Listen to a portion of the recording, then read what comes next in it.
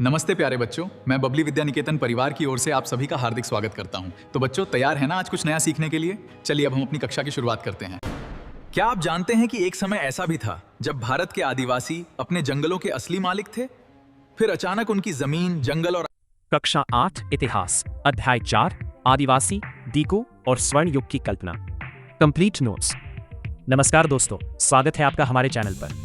आज हम कक्षा 8 इतिहास के अध्याय 4 आदिवासी, दीकू और स्वर्ण युग की कल्पना को बहुत ही आसान भाषा में समझेंगे। अगर आप परीक्षा की तैयारी कर रहे हैं तो यह वीडियो आपके लिए बहुत उपयोगी है, इसलिए वीडियो को अंत तक जरूर देखें। आदिवासी कौन थे? आदिवासी भारत के मूल निवासी माने जाते हैं। वे जंगलों, पहाड़ों और प्राकृतिक संसाधनों के बीच रहते थे। उनका जीवन जंगलों पर निर्भर था। वे शिकार करते थे, वन उपज इकट्ठा करते थे, पशुपालन करते थे और खेती भी करते थे।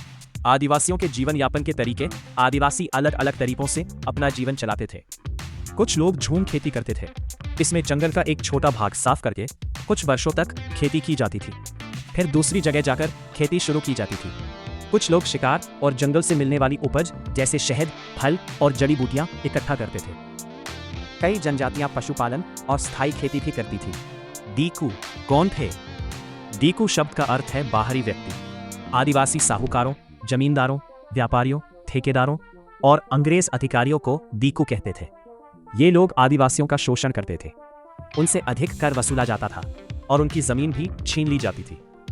अंग्रेजी शासन का प्रभाव। जब अंग्रेजों ने जंगलों पर अपना नियंत्रण स्थापित किया, तब आदिवासियों का जीवन पूरी तरह बदल गया। झूम खेती पर रोक लगाई गई। जंगलों से लकड़ी काटने और वन उपज लेने पर भी कई प्रतिबंध लगाए गए। इससे आदिवासियों की आजीविका प्रभावित हुई और कई लोगों को मजदूरी करने के लिए मजबूर होना पड़ा। बिरसा मुंडा। अब बात करते हैं इस अध्याय के सबसे महत्वपूर्ण व्यक्तित्व बिरसा मुंडा की। बिरसा मुंडा मुंडा जनजाति के महान नेता थे। उन्होंने अंग्रेजों और दीकुओं के अत्याचार के खिलाफ लोगों को एकजुट किया। उनका आंदोलन उलगुलान यानी महान विद्रोह कहलाया। बिरसा मुंडा चाहते थे कि आदिवासियों को उनकी जमीन और जंगल वापस मिले और वे सम्मान के साथ अपना जीवन जी सके। स्वर्ण युग की कल्पना। बिरसा मुंडा एक ऐसे समाज की कल्पना करते थे जहां किसी प्रकार का शोषण ना हो, जंगल और जमीन पर आदिवासियों का अधिकार हो और सभी लोग समानता तथा सम्मान के साथ जीवन जी सकें। इसी विचार को इस अध्याय में स्वर्ण युग की कल्पना कहा गया है। परीक्षा के लिए महत्वपूर्ण बिंदु।